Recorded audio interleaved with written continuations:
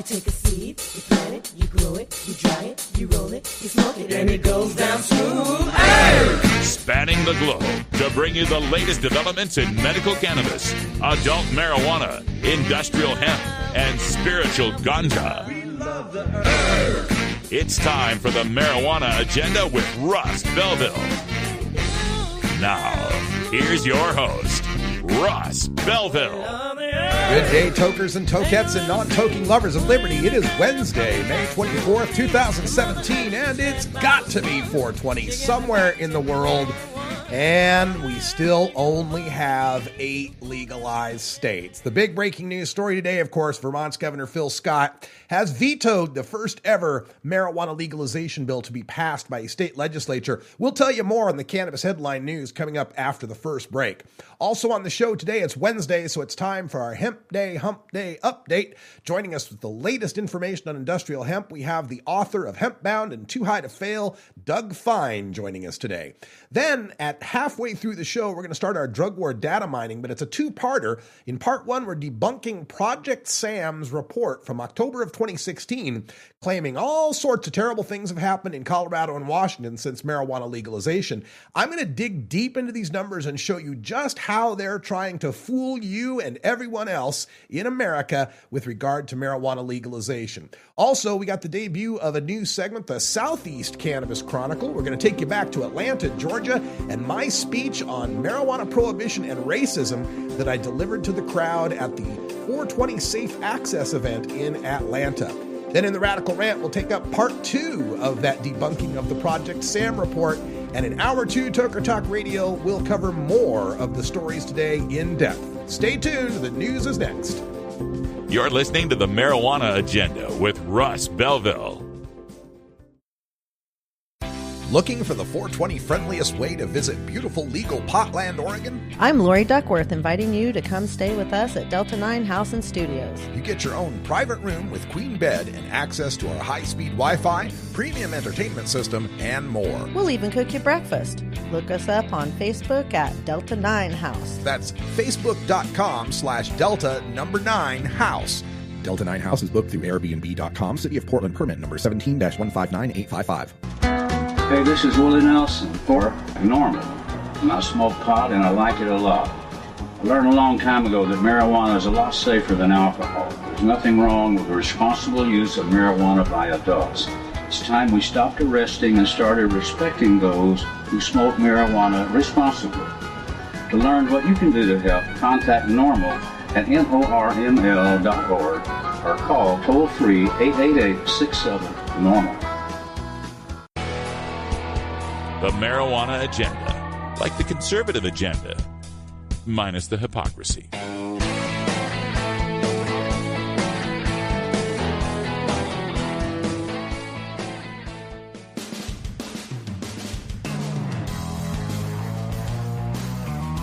I'm Russ Belville from the Marijuana Agenda. Join me every Friday for the Reefer Rock Review with Herb Thrasher from 420radio.org. Learn more at mjagenda.com/about.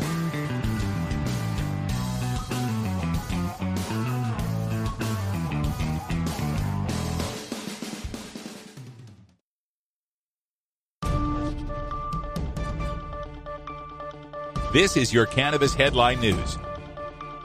Brought to you by MarijuanaMoment.net, the complete source for all your marijuana news in one morning newsletter from Marijuana Majority Founder Tom Angel. Subscribe today for free at MarijuanaMoment.net.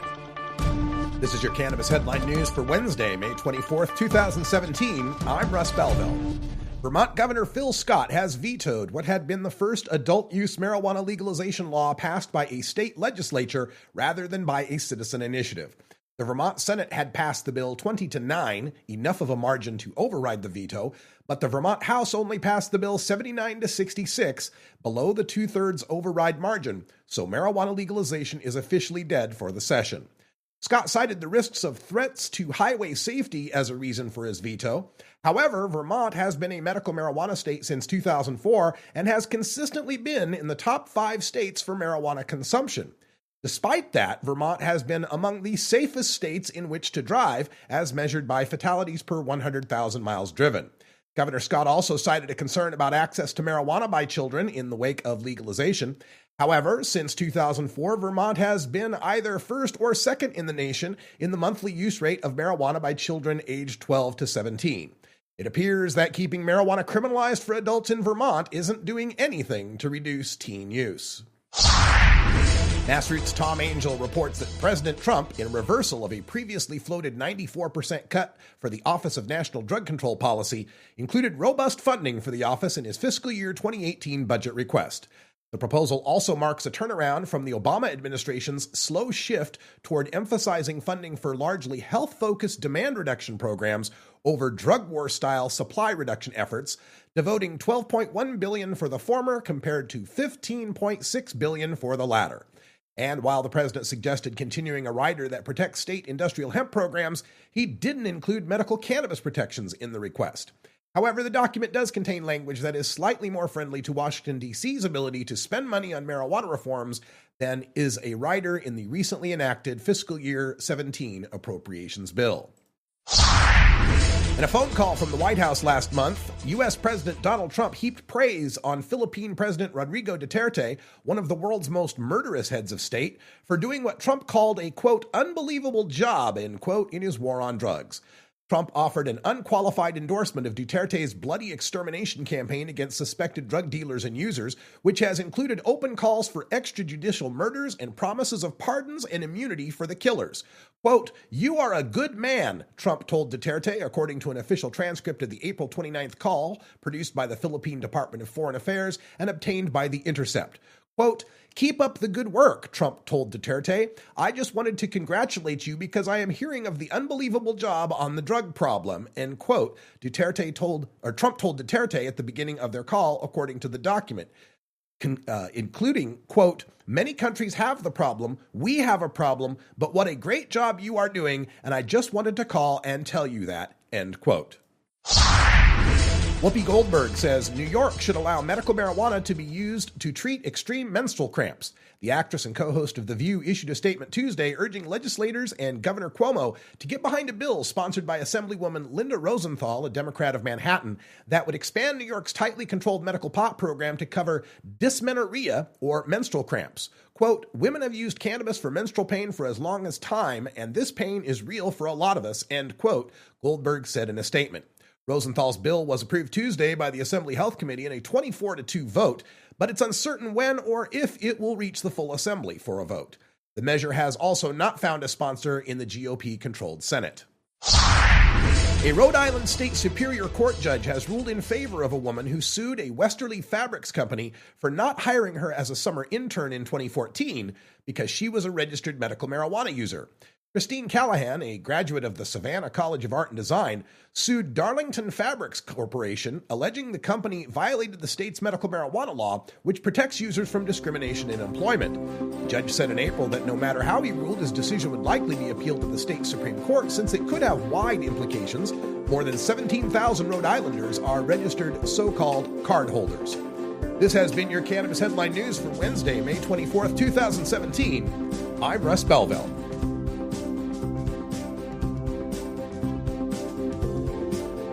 You're listening to the Marijuana Agenda with Russ Belville. At Herbie's Cannabis Seeds, we pride ourselves on bringing you the best quality seeds from the world's most respected cannabis seed producers, all at the lowest online prices. You can find Herbie's Seeds at herbiesheadshop.com. All cannabis seeds are sold as souvenirs and as a means of preserving cannabis genetics. Herbie's Seeds in no way intends to condone, promote, or incite the use of illegal or controlled substances. We strongly urge all prospective customers to check their national laws prior to placing an order. Herbie's Seeds at herbiesheadshop.com. Proud sponsors of the Marijuana Agenda with Russ Belville. Georgia. Hi, this is Willie Nelson. Alcohol prohibition didn't work in the 1920s, and marijuana prohibition isn't working today. It's time we stopped arresting responsible marijuana smokers. It's the fair thing to do. For more information, contact NORML, the National Organization for the Reform of Marijuana Laws. Call toll-free 888-67-NORML or visit their website at norml.org. You're listening to the Marijuana Agenda with Russ Belville.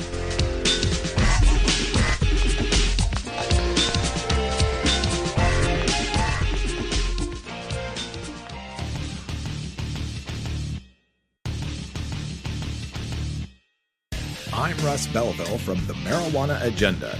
Join me every 4 weeks for Shark Sessions from The Marijuana Show. Learn more at mjagenda.com/about.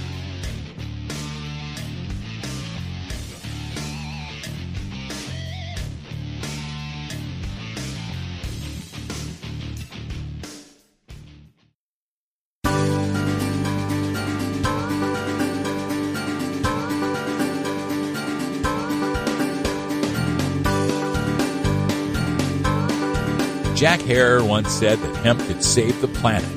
Today, we take a look at the non-drug use of the cannabis plant as fuel, fiber, food, and more.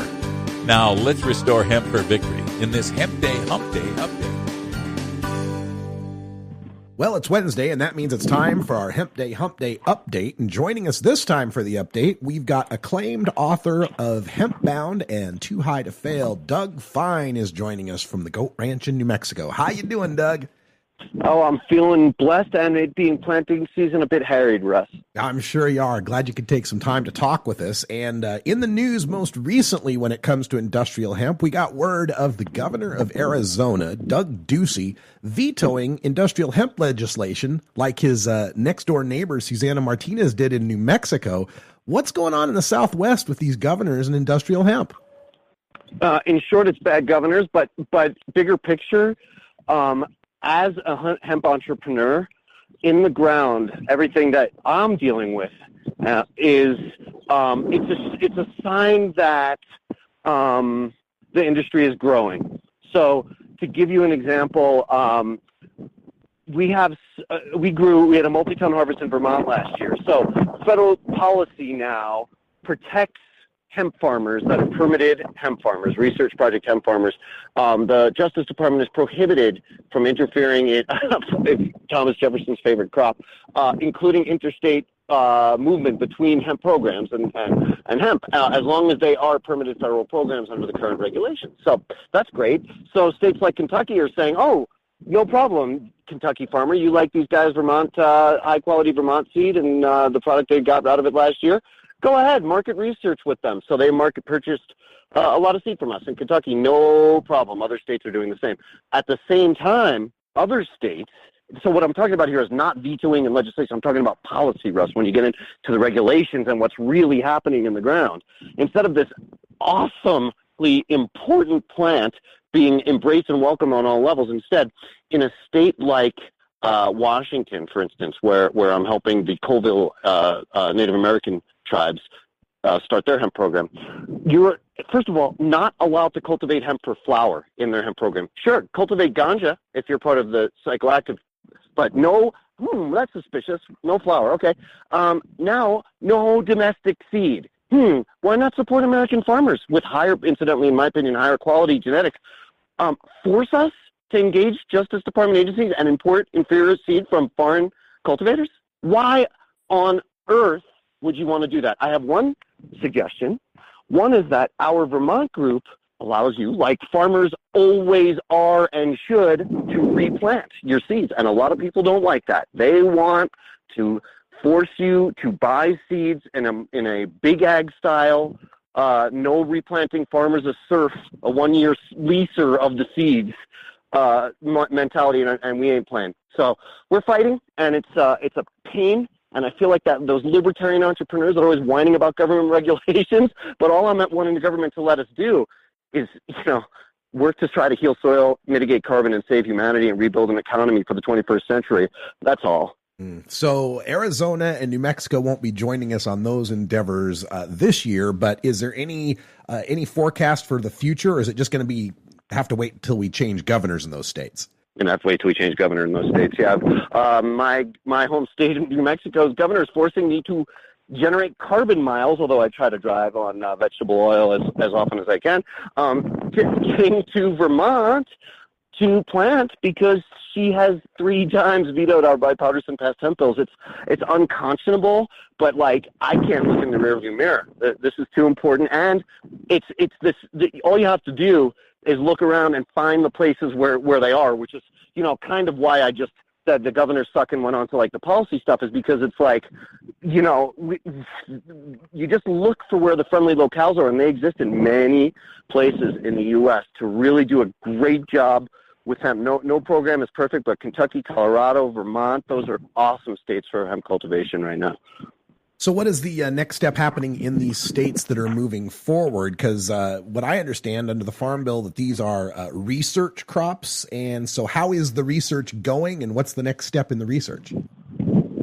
Oh, man. So I have to say, Russ, that in Hemp Bound, the book, I did predict, being an optimist, I had no choice, but I did predict that what the rest of the world was underestimating about how fast and big the American hemp industry is going to emerge is that good part of the American spirit, that good go get 'em, never say die, I want this to happen, and so I'm going to work without sleep till it happens mentality, and it works, and it's a big part of why America innovates so many things, from Silicon Valley to auto industry and all that stuff going back in time. And so in my view, that is, and sure enough, the genetic development especially, let alone new applications, good marketing, and efforts to get processing infrastructure going, are moving so much faster than anybody would have anticipated that it's probably causing stress for the existing hemp industry elsewhere in North America and across the pond,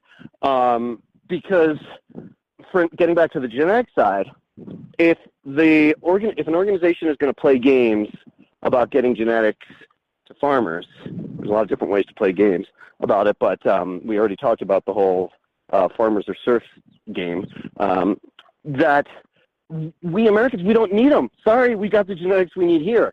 So the only thing that's just business. I don't blame folks, and also I do honor and have respect for people that make the argument that we spent a lot of time on research and development and we want to market and brand those seeds.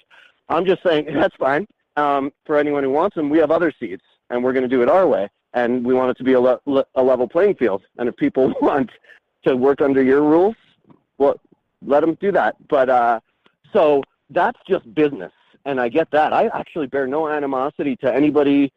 In fact, I appreciate the genetic development, and I support it. I support people that are doing very special things that people want. That said, we are entering the open source era, and we don't need those. That we don't need to play by those rules. What's unconscionable is the legislators and regulation that are not allowing this plant to be openly cultivated. It's I'm a journalist paying close attention, because there's going to be accounting of why this was happening in the early days of hemp. Imagine the early days of Silicon Valley and Steve Jobs being told, well, you can develop computer technology, but you can only use up to a 4th grade vocabulary with English. If there's too many special words, that we perceive that to be a threat, we the government say, you can't do that. You can't stifle it. It's the next big thing. Hemp is really happening. Not just hemp, but the bioeconomy is the solution, the only possible solution for humanity, I think, in terms of long-term survival. And restricting it is unconscionable. And those that are doing it, especially if they're doing it at the behest of entities whose bottom line is trying to restrict farmers' access to seed and genetics, that's not cool. That's not okay. That's not America. And so we're going to call them on it. Well, meanwhile, I'm not giving up. The industry's growing by double digits. It's just a bit of ninja training at this point. You really got to be on the ball and want to be in it if you're in hemp right now. You mentioned earlier the cultivation of hemp for its flower, which is something that's kind of a new development or a resurgent development in hemp, given the popularity recently of cannabidiol, CBD oil for the kids that are suffering from epileptic seizures. Meanwhile, you've also got companies that are proclaiming that they're already selling hemp-based CBD, but they claim it comes from the stalks. Give us your rundown on this development of a hemp flower for medical purposes. First of all, I'm glad you used the word, whatever you said, resurgence or reappearance, or that it's coming back, because I'm of the belief that the cannabis plant is the cannabis plant, and that pretty soon we won't be discussing delineations in the cannabis plant based on THC unless the final product that reaches market has an active threshold of THC, of psychoactive component, above that locality's threshold, in which case it would be regulated something like alcohol, something that's for adults. And so I believe we're in the final stages. The most conservative of hemp's supporters in federal Congress, for instance, are on board with raising the arbitrary and insane and counterproductive 0.3% definition of hemp today. And it works both ways. Gary Johnson, we may have talked about this in an earlier Hempday Humpday, Russ, but Gary Johnson, the former governor of New Mexico, his first investment venture in cannabis was in a very, very low THC edible, a mint or something like that, chocolate or something, really low.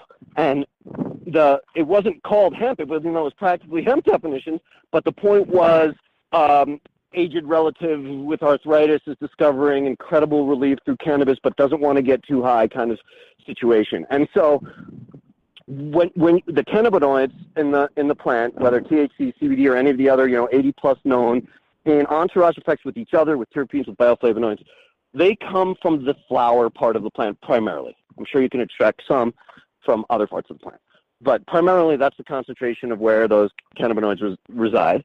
And so whether we call it hemp or cannabis, to me, is it is irrelevant. It's what do you want in your final product. And just to give one sort of last punctuation on that, there are people who enjoy the act of smoking, and that's an adult choice they can make. And they don't want to be rolling top shelf 26%, or should I say homegrown, because that's my last activist frontier, is everybody must be allowed everywhere to be allowed to grow any urban plant that they want without a government telling them what to do.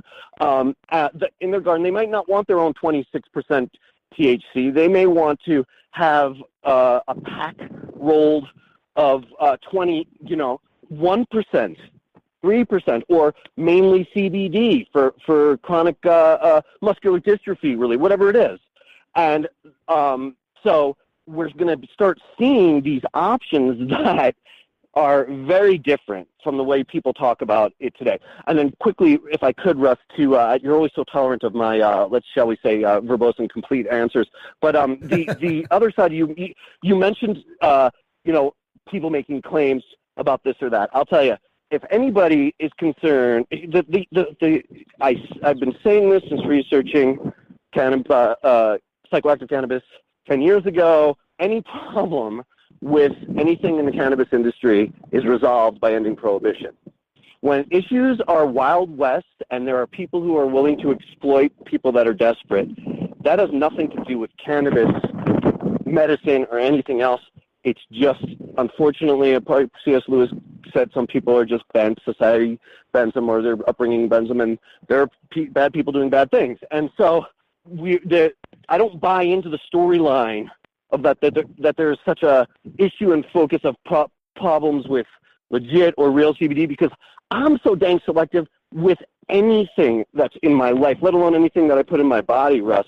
It's just a lifestyle choice that a lot of people are making these days. And so forget about a CBD product knowing your farmer. I try to know my farmer on my carrots.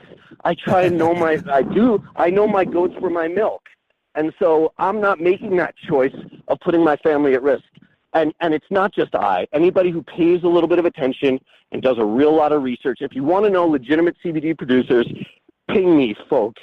I'll tell you, because they're out there. All right. Well, that's good news to hear. Doug, why don't you give folks some of the contact information they need to find out more from you or from your writings?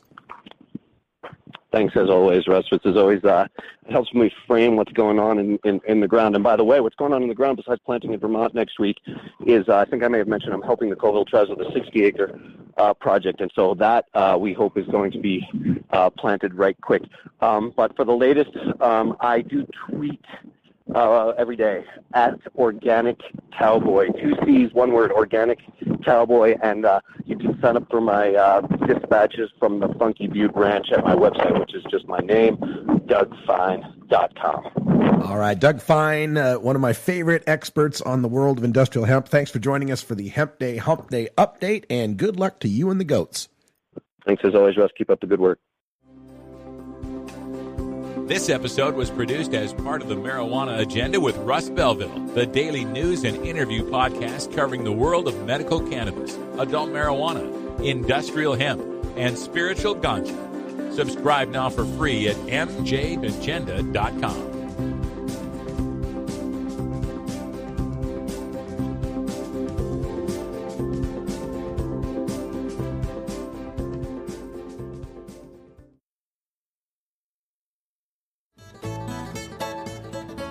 New beginner guitars and banjos are often constructed much better than ones built before your time. Why struggle? Get a new instrument or fix the old one. The trusted professionals at the Fingerboard Extension will evaluate your instrument for free.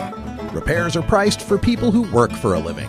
Stop by the Fingerboard Extension downtown Corvallis at 120 Northwest 2nd Street today, or check out its inventory on the web at fingerboardextension.com.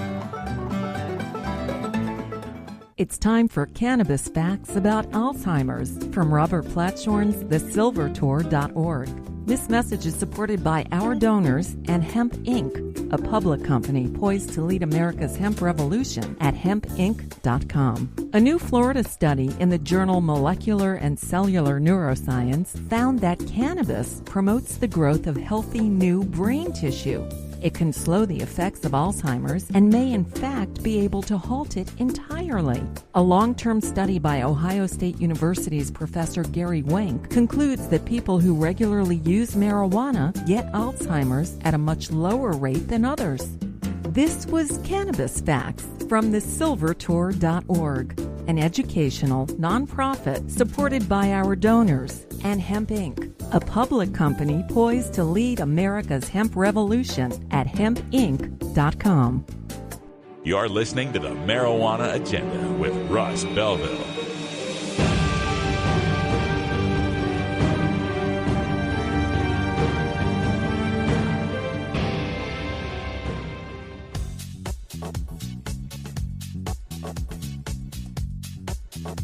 I'm Russ Belville from the Marijuana Agenda. Join me every 4 weeks for the UK Cannabis Chronicle from the UK Cannabis Social Clubs. Learn more at mjagenda.com/about.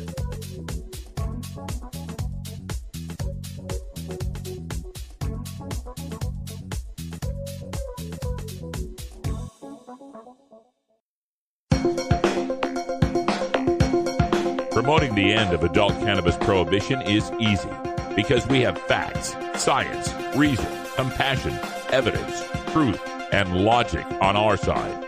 It's even easier when researchers catalog it all for us. Learn how to gather the facts on marijuana use, arrests, seizures, rehabs, drug tests, and more on this edition of Drug War Data Mining. Today in the Data Mines, we take a look at a report that was produced by Project SAM, Smart Approaches to Marijuana, that purports to claim all sorts of terrible results from the legalization of marijuana in the states of Colorado and Washington.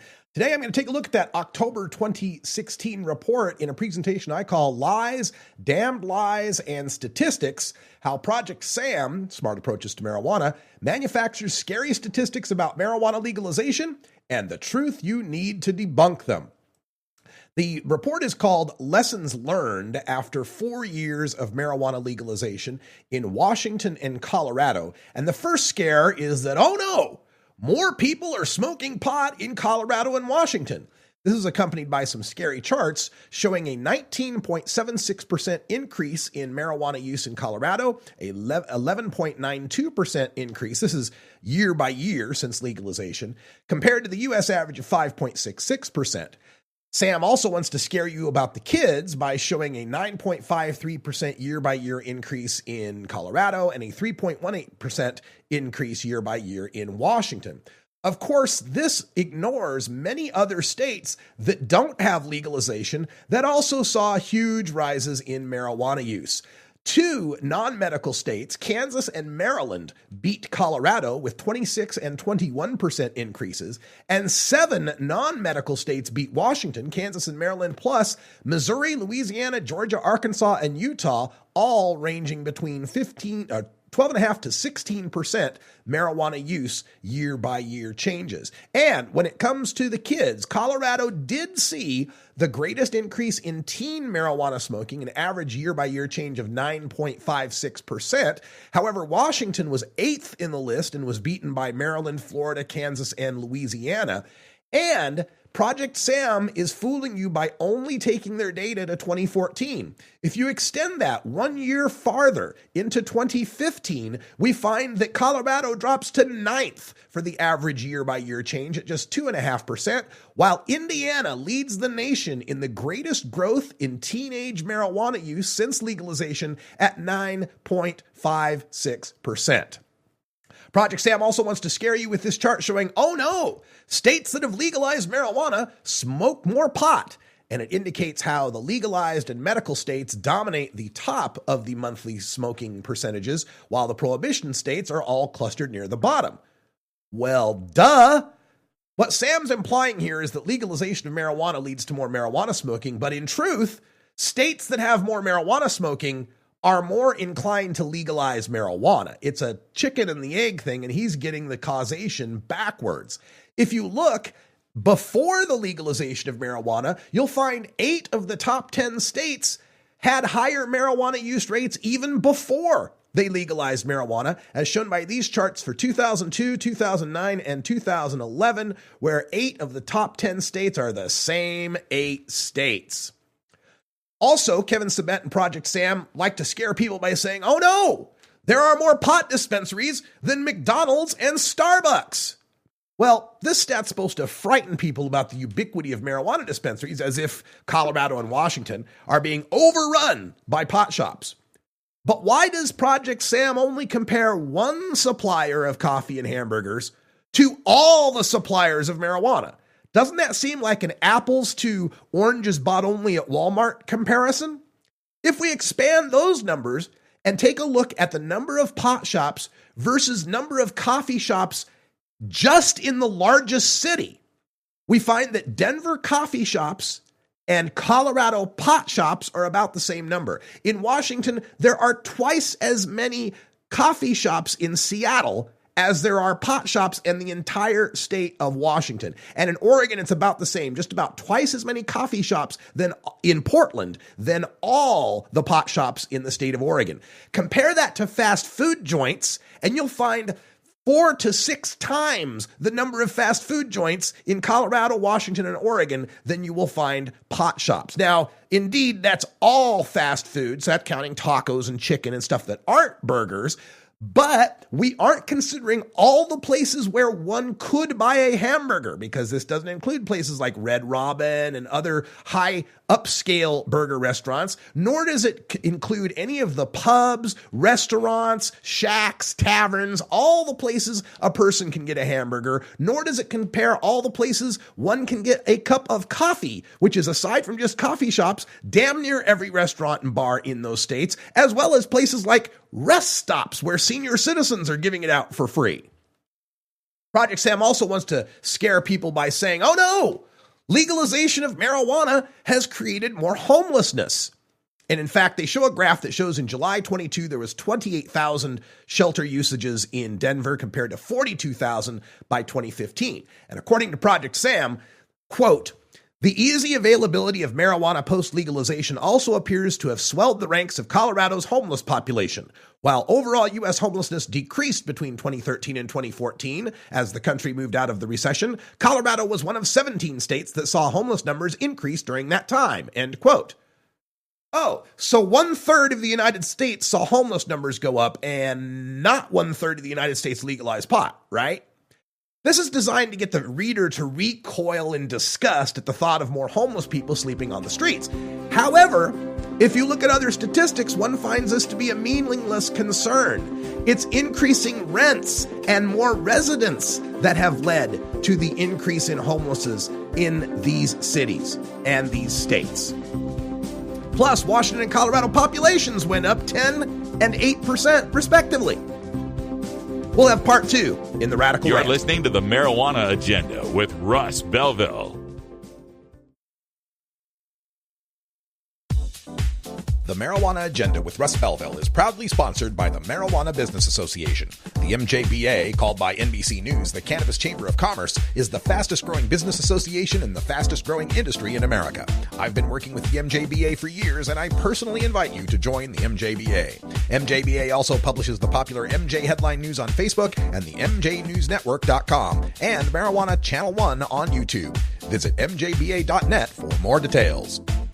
This is Cannabis Facts from Robert Platshorn's thesilvertour.org, supported by our donors and Hemp Inc., poised to lead America's hemp revolution at hempinc.com. In 1937, the second most prescribed medicine, marijuana, was banned. It wasn't about marijuana. The paper, oil, and chemical industries lobbied to end hemp farming. No longer labor intensive, an acre of hemp produced more quality paper than 4 acres of trees. Plastics and fibers could be produced from a plant. Hemp can even produce 10 times the energy of today's ethanol. As marijuana prohibition ends, many states now allow farmers to again grow hemp. This was Cannabis Facts from thesilvertour.org, an educational nonprofit supported by our donors and Hemp Inc., a public company poised to process America's hemp crop at hempinc.com. The Marijuana Agenda. Kevin Sabet's boogeyman since 2012. You have offended my family, and you have offended Shaman Temple. Yes, might have gotten away with it, too. If it wasn't for these blasted kids and their dogs.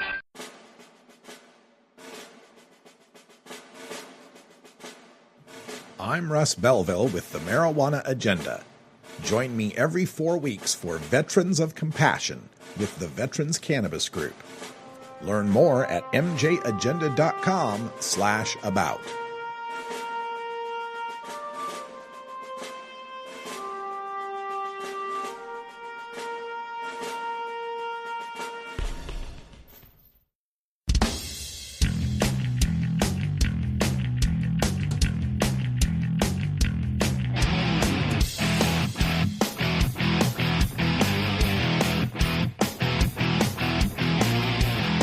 Activism begins with ACT. The Marijuana Agenda features the stories of hardworking grassroots activists working for an end to prohibition in today's activist agenda.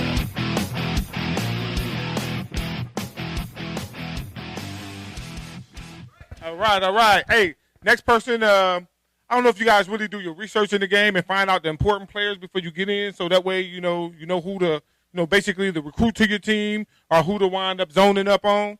So, when I got my research in the industry, it was a name kept coming up, Russ Belville. And I never knew who this cat was until I actually caught one of his podcasts. And now I understand why they call him radical. The guy comes up with a whole bunch of just off concepts, but they really, if you sit down with them, they make a lot of sense. So if you get a chance, if you can listen to him on this podcast, I'll let him introduce that to you. But please, Russ Belville, if you can, be careful. I did the same thing. Thank you, Coach. Thank you, Coach. Thank you, man. My name is Russ Belville. I flew in here from Portland, Oregon, where marijuana is legal, and yet the world still is functioning. We still have people going to school. We still have people going to work. We don't have more people using marijuana. We don't have wrecks on the freeway. Everything they said would happen bad if we legalized has just not happened. So as Coach mentioned, I'm the host of a podcast. It's called The Marijuana Agenda with Russ Belville. I've just logged about 4,000 hours of podcasting since 2008. I also write for High Times, Weed News, Green State, Huffington Post, Marijuana Politics, and I am the founder of Portland Normal in Portland, Oregon, and was the associate director of Oregon Normal. So much for that amotivational syndrome, right? Getting a lot of stuff done. So I'm here to talk about marijuana prohibition because it's a very important thing to me. It's something I've been fighting for since about 2006, and I've met a lot of wonderful people. And in that 14 some odd years of going to various events, I've been to 60 cities in 24 states and 3 countries. This rally here marks a first in my career. This is the first time I've ever spoken at a rally where there are more black faces out there than white ones. First time ever. Now, granted, I'm from Idaho, so that's gonna shift the curve a little bit, but I've been all over the country, California, Washington, New York. This is the first time. And it's always shocked me. It's always surprised me. I worked for NORML for 4 years. I was the outreach coordinator, and I always wanted to get more minority involvement, more people of color in this, because frankly, they're not coming after me. I'm a middle-aged white guy with a cop's haircut. They're not coming after me. So I wanted to get more people involved, more communities involved, because frankly and honestly, and let's be absolutely clear about this, marijuana prohibition is a tool of enforcing white supremacy.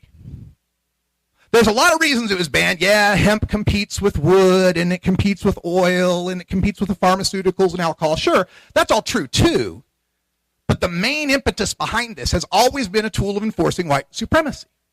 In this country, we've had industrial hemp since 1611. It was the first crop planted at the first colonies in the United States. First crop, hemp. Our colonists could pay their taxes in hemp. It was a commodity that everybody knew about. Our presidents, Thomas Jefferson, James Madison, James Monroe, Zachary Taylor, Andrew Jackson, there's a few of them that we have knowledge of. We have evidence of the fact they either used marijuana or used hashish, which was popular in the 18th century. So it was never really a problem at that point throughout the 1700s and the 1800s. In fact, in 1850, a doctor named O'Shaughnessy came to America, brought back information he had learned from India, and started teaching Americans about the use of cannabis as a medicine. Cannabis was entered into the U.S. Pharmacopoeia in 1850. It was taken out in 1941. So cannabis was an official medicine in this country for 91 years. It's only not been an official medicine for the past 76. So there was nothing wrong with marijuana. There's nothing wrong with cannabis. Everybody knew what it was. Everybody was fine with all of that. Nobody ever made any laws or had any concerns about it until we start getting to the 1900s. Because then marijuana started getting associated with people who didn't look like me. In the 1900s, you had the Mexican laborers coming up into the Southwest, El Paso, Texas, into California, into Arizona, New Mexico. And there was a lot of fear like there is now. Oh, they're coming to take our jobs. And so they used marijuana prohibition as a way to enforce that, to be able to crack down on the Mexicans smoking their loco weed. And as you look in the South, starting in New Orleans and working its way up the Mississippi as blues and jazz started taking off, it was a lot of African-American performers who were popularizing the use of marijuana. Here's some quotes from the time, just to give you an idea. In 1905, this is a quote from the Los Angeles Times. Not long ago, a man who had smoked a marijuana cigarette attacked and killed a policeman and badly wounded 3 others. 6 policemen were needed to disarm him and march him to the police station where he had to be put into a straitjacket. Such occurrences are frequent. People who smoke marijuana finally lose their mind and never recover it, but their brains dry up and they die, most of the time suddenly. I don't know what they were smoking in 1905, but I never smoked anything like that. In 1911, Harry J. Finger, he was a member of the California State Board of Pharmacy. He testified in the California Senate, quote, "Within the last year, we in California have been getting a large influx of Hindus, and they have in turn started quite a demand for cannabis indica. They are a very undesirable lot, and the habit is growing in California very fast. The fear is now that it is not being confined to the Hindus alone, but that they are initiating our whites into the habit." End quote. In my home state of Idaho, 1928, the Mexican beet field workers have introduced a new problem, the smoking of cigarettes of pipes of marijuana. Idaho has no law to cope with the use and spread of this dangerous drug. End quote. So the racism was beginning to foment in America to be able to keep black and Latino people down. And it culminated in the 1937 Marijuana Tax Act that Diane Fornbacher mentioned. Harry J. Anslinger testified for that act, and in front of Congress he said, "I wish I could show you what a small marijuana cigarette can do to one of our degenerate Spanish-speaking residents. That's why our problem is so great. The greatest percentage of the population is composed of Spanish-speaking persons, most of whom are low mentally because of social and racial conditions." He also said, There are 100,000 total marijuana smokers in the U.S., and most are Negroes, Hispanics, Filipinos, and entertainers. Their satanic music, jazz and swing, result from marijuana use. This marijuana causes white women to seek sexual relations with Negroes, entertainers, and any others. And, of course, the coup de grace, Harry J. Anslinger's most famous quote, "Reefer makes darkies think they're as good as white men." So this was all the underpinnings of how the racism culminated in marijuana prohibition. In fact, the word marijuana itself was used to distract people who knew what cannabis was, who knew what hemp was. But people look at that and they say, well, that was 1937. That was 80 years ago. In fact, we're approaching the 80th anniversary in October of marijuana prohibition. And interesting aside, the first guy who was ever busted under the federal law was a white guy named Samuel Caldwell. But the marijuana prohibition continued throughout the 30s and the 40s and the 50s, and nobody really paid much attention to it until the late 50s, early 60s, when white liberal kids started using it on the college campuses, protesting the Vietnam War, calling for better social conditions, and calling for more racial harmony and equality between the sexes. So it was then that a Harvard professor named Timothy Leary sued the United States government, saying the Marijuana Tax Act was unconstitutional because you had to take your marijuana in to get the tax stamp. And once you took your marijuana in, you were violating the law. And that means you were losing your Fifth Amendment right. You were testifying against yourself. It was overturned, and then Nixon came up with the Controlled Substances Act. Now, when they came up with the Controlled Substances Act to ban marijuana, this started our modern-day war on drugs. And they used the same excuses, that it was public health, that it was a danger. But again, at the root of it was good old-fashioned white supremacy and American racism. There was an article that came out in 2016 in Harper's Magazine. Dan Baum was the writer, and he had tracked down John Ehrlichman, who was one of the domestic policy advisors for Richard Nixon. He was actually working here in Atlanta, ironically enough, working on minority recruitment for a engineering firm. And he asked Ehrlichman, why did you guys start the war on drugs? What's behind the Controlled Substances Act? And this is what John Ehrlichman said, quote, "You want to know what this was really all about? The Nixon campaign in 1968 and the Nixon White House after that had two enemies, the anti-war left and black people. You understand what I'm saying? We knew we couldn't make it illegal to be either against the war or black, but by getting the public to associate the hippies with marijuana and blacks with heroin, and then criminalizing both heavily, we could disrupt those communities. We could arrest their leaders, raid their homes, break up their meetings, and vilify them night after night on the evening news. Did we know we were lying about drugs? Of course we did." End quote. Now, I think one man said this best when it comes to why we are fighting against this prohibition of marijuana. Dr. Martin Luther King in 1963, writing from the Birmingham jail, said, "How can you advocate breaking some laws and obeying others?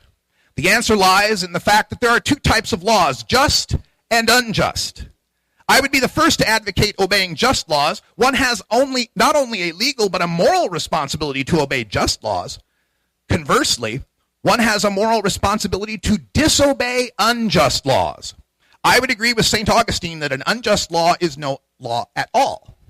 Dr. King went on to quote St. Thomas Aquinas by saying, "An unjust law is a human law not rooted in eternal law and natural law." Eternal law. The Bible, page 1, says herb-bearing seed, use it for meat. Natural law, evolution, produced this plant on the planet that trips our endocannabinoid system. Whichever way you look at it, it's an unjust law. Dr. King went on to say, any law that uplifts human personality is just. Any law that degrades human personality is unjust.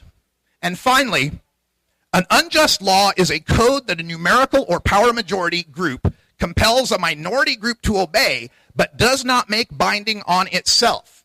I live in a country where anybody that wants to of adult age can drink alcohol and smoke tobacco. That's the majority group's drugs. But they have made a code that says my minority group that likes cannabis, regardless of the color of our skin or the language we speak or the country we come from, have to follow a different law.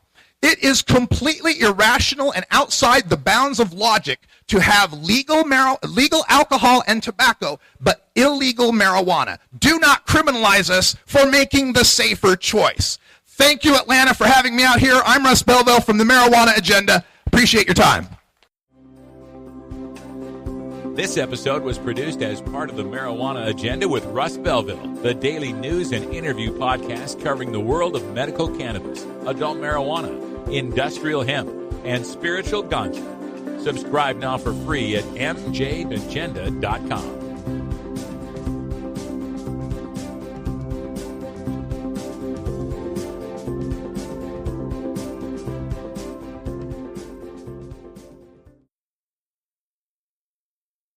Hey everybody, it's Russ Belville from the Marijuana Agenda, inviting you to be like me and get your ink done at Lucky Horseshoe Tattoo, Fort Worth's most female-friendly, clean, sterile, awesome tattoo shop. Thomas and his crew are true artists who can design you a custom piece or use a design you bring in. Lucky Horseshoe also offers all styles of tattooing as well as piercings and all-around fun. In the DFW area, stop by Lucky Horseshoe Tattoo and tell them Radical Russ sent you. Trust me, it'll feel awesome.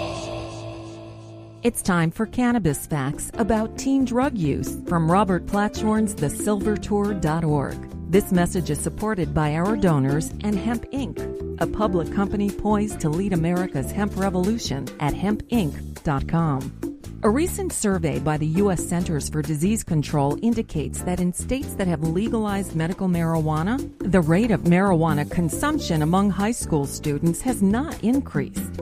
In fact, in legal states like Colorado, teen use has actually decreased significantly. It's simply no longer a big deal for teenagers in legal states. This was Cannabis Facts from thesilvertour.org, an educational nonprofit supported by our donors and Hemp Inc., a public company poised to lead America's hemp revolution at hempinc.com.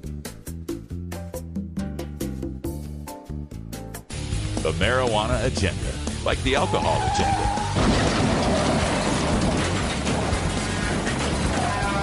But a lot safer.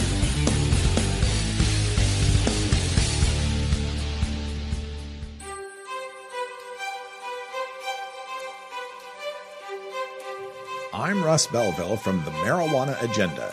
Join me every 2 weeks for the voice of the industry from the National Cannabis Industry Association. Learn more at mjagenda.com/about.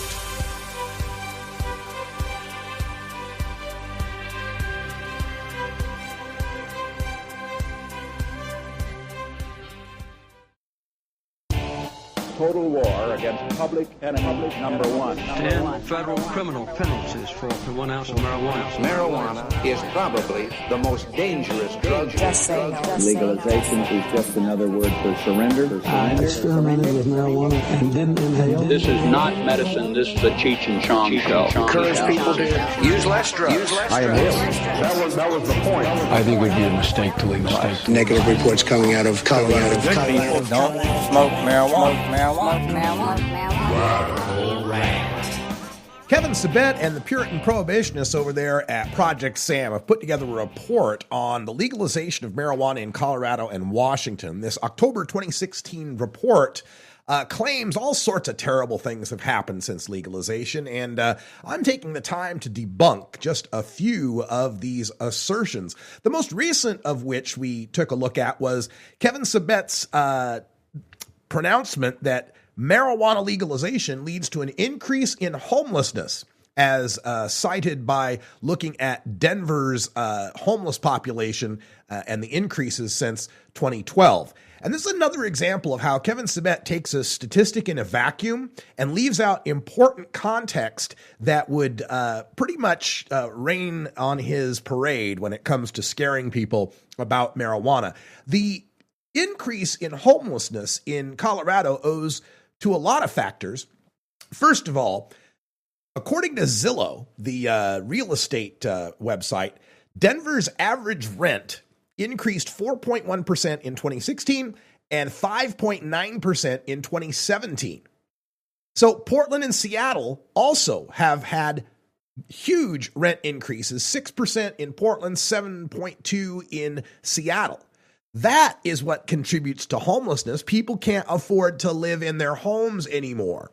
The other thing that happens is that legalization increases economic activity. The grow shops and the grow sites and the pot shops start buying up all the commercial real estate, especially the warehouses. This leads to an economic boom in the real estate market. Home prices go up, and that also leads to increased residential costs. And Colorado's and Washington's populations have increased by 10% and 8% respectively since 2010. If they're going to have more people coming, and especially because the increase in the number of pot jobs and the opportunity and entrepreneurship that's happening in these states is what attracts people to that state. And that can also lead to increased homelessness. We've got a concern that, oh no, the businesses can't find workers who can pass piss tests. Well, first of all, they show a chart that shows an increase in marijuana positives from 2.7% in 2011 to 7.5% in 2015, nearly tripling. But that chart is showing you oral drug tests. Those are the saliva tests. Very few employers use those. They're expensive. But those are the ones that'll give you numbers that show a tripling from 2011 to 2015. If they showed the urine screen tests, they'd only show an increase from 3.5% to 4.0%. That's a relative change of 1/7, not 300 times, or 300%, I should say. And second, the rest of the lines on that chart for opiates, cocaine, and amphetamines show a 19% decrease in opiates, a 12% increase in cocaine, 124% increase in amphetamines. However, these are all so micro. These are all below the 1% failure rate that the tiniest move in a relative sense appears to be so much greater than it actually is. When you look at it as a graph, they look fairly steady, that there hasn't been a whole lot of change. In fact, we don't see any sort of great increase that you'd expect if marijuana was the gateway drug they said it was. Still, we are seeing more people failing workplace drug screens for marijuana after legalization. And what does that mean? Well, oh no. Workers who smoke pot are absent, sick, and injured more. And Kevin Sabet provides these charts showing more accidents, disciplinary problems, absenteeism, and injuries among marijuana smokers, and twice as many marijuana smokers as the general population who missed work during the past 30 days, quote, because they just didn't want to be there, end quote. Well, the problem with Project Sam's fear-mongering about workplace issues and pot smokers, aside from that first study being from 1990, is that these studies don't control for what type of work the pot smokers are doing. Workplace drug screening keeps pot smokers out of the better jobs. Bans on financial aid for students, for those who fail a drug test, also prevent pot smokers from climbing the occupational ladder. Thus, your pot smokers tend to be disproportionately represented in the lower paying, harder working, more stressful service and manual labor industries than non-smokers. And yeah, people with lousy jobs might call in sick more often. People with lousy jobs might not want to go to work because they just didn't want to be there. Another concern of Project Sam post-legalization is, oh no, more youth of color are being busted for marijuana in Colorado after legalization. They show that there's a 5% increase in the number of youth being busted post-legalization, but that was an 8% decrease for whites, a 29% increase for Hispanics, and a 58% increase for blacks. These are people aged 10 to 17. But again, statistic in a vacuum. Yes, more minority juvenile arrests are a bad thing. However, these minors possessing marijuana are only subject to fines of $100 to $250 plus community service. Minors aren't prosecuted if they're calling 911 to help another minor who's having a problem. The rate of arrests for minors overall has only increased 5%. And if we look at all people, legalization has helped minorities more than it's helped white folks. Arrest rates for African Americans overall have declined from 622 per 100,000 the decade before legalization to under 300 per 100,000 now. Arrest rates for Hispanics have declined from 288 per 100,000 before legalization to under 120 per 100,000 since legalization. And another concern, oh no, pot shops will be concentrated in the minority neighborhoods. This is the scare point designed to blunt the attention to the racial disparities in prohibition enforcement by suggesting that pot legalization leads to a pot shop on every corner in the hood. It ignores the NIMBYism from the white affluent neighborhoods who force the zoning to put those in the more minority neighborhoods, and it ignores the fact that marijuana sales were already going on in the hood, but the sellers were criminals who solved their disputes with guns and paid no taxes. We'll tackle more of this in hour 2, but that's all the time we got for now. Until Follow next MJ time, Agenda on take Facebook, care of each other, Pinterest, tokers. Instagram, YouTube, and SoundCloud. And follow MJ Agenda Show on Twitter. Learn more at mjagenda.com. You take a seed, you plant it, you grow it, you dry it, you roll it, you smoke it. You take a seed, you plant it, you grow it, you dry it, you roll it, you smoke it. You take a seed, you plant it, you grow it, you dry it, you roll it, you smoke it, and it goes down smooth.